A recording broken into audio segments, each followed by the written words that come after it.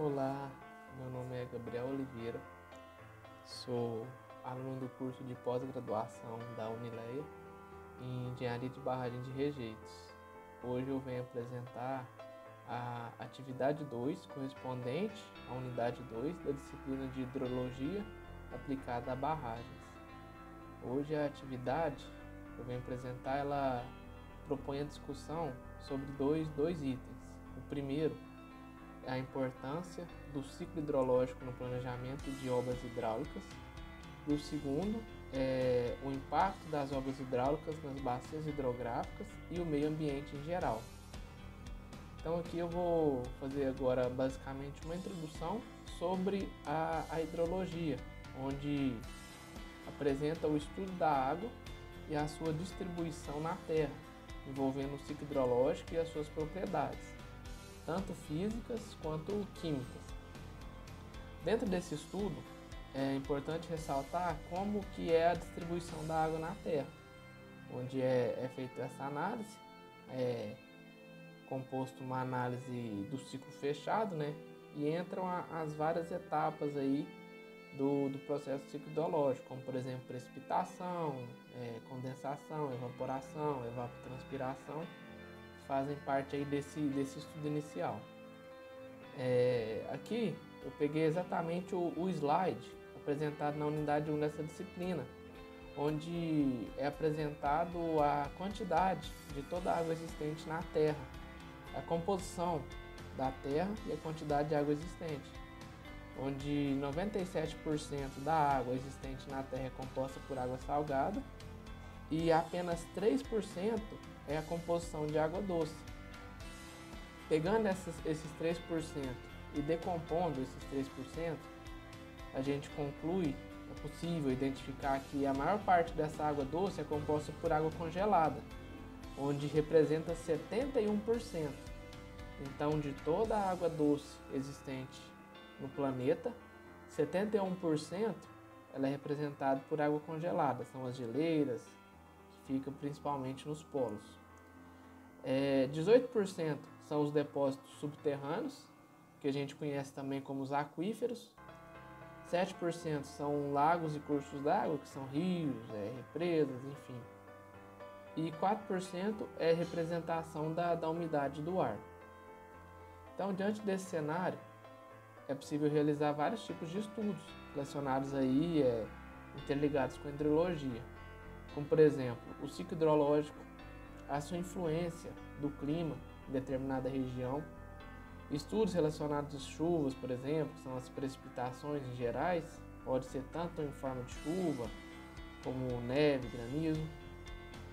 Mais especificamente, voltado aqui para o assunto desse trabalho, podem ser estudados os aspectos de viabilidade de um projeto de estruturas hidráulicas, que são feitos estudos sobre uma bacia hidrográfica da sua região de interesse, os fenômenos de escoamento superficial e também subterrâneo, a permeabilidade do solo ou a falta de permeabilidade também é um estudo que é feito, o tempo de recorrência de chuvas, volume de chuvas, as enchentes e até mesmo o desmatamento. Como eu já mencionei anteriormente aqui, o ciclo hidrológico é de suma importância quando vai realizar o planejamento de uma obra hidráulica, como uma barragem de rejeitos, por exemplo, uma barragem de água, pois é através desse estudo que pode ser feitas as análises do comportamento do ciclo e principalmente os períodos de chuvas e a sua ocorrência, sua recorrência, tanto quanto às precipitações também quanto às cheias, que pode interferir nesse reservatório e causar aí futuras patologias. Através dessa análise é possível determinar a sua viabilidade em determinado local. É possível determinar também o volume necessário da barragem e até mesmo essa altura, a altura da barragem daquele local. Após a realização desses estudos, feito o levantamento em consideração todos os aspectos já mencionados aqui nesse trabalho, é possível então determinar se o projeto ele é viável ou não para aquela região de estudo. se aquela bacia hidrográfica ela é ideal ou não para fazer o projeto.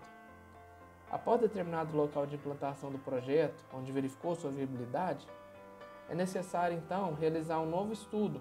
Ele pode ser realizado tanto concomitantemente ao estudo de implantação e posterior, que seria o início ali da sua implantação, onde é analisado os aspectos causados pela sua implantação, pela sua implementação, de determinada estrutura hidráulica. Se fosse uma barragem, por exemplo, como a gente já está citando aqui, analisar os impactos que podem ser causados ali tanto no ciclo hidrológico, pode influenciar o clima daquela região, quanto alterações ambientais, porque ele vai ser inserido num local que teoricamente era uma mata virgem, uma mata nativa.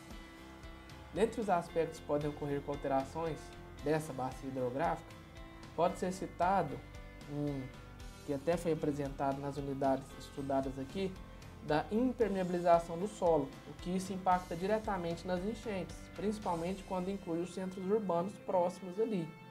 Pode causar as cheias, as enchentes e, tratando-se então de vidas humanas, pode ocorrer muitas perdas.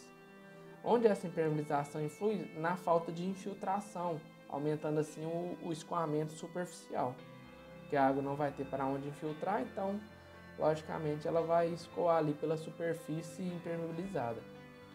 De acordo com as informações apresentadas também na unidade 2 desse material, o escoamento superficial pode apresentar alguns efeitos prejudiciais para o ser humano, como por exemplo as erosões, inundações, carregamento de partículas, entre outros.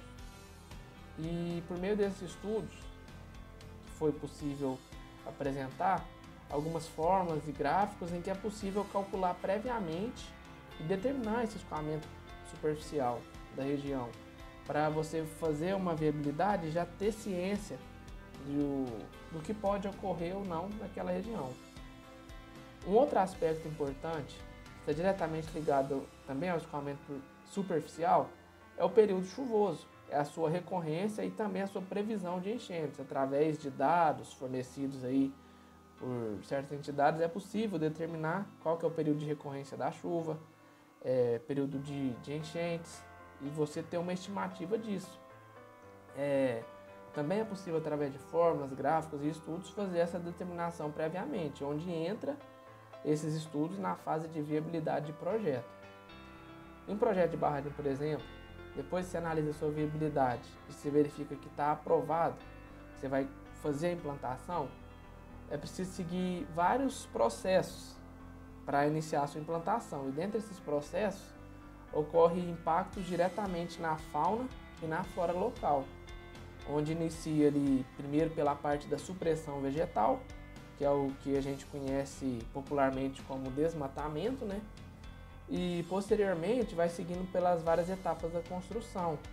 Aí tem, como eu já falei, desmatamento de grandes áreas, impermeabilização de solo, que isso influi ali de modo geral, impacta tanto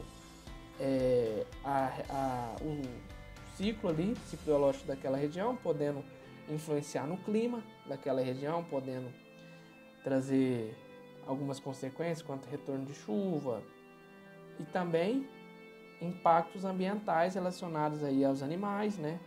E também ao desmatamento que ocorre na região.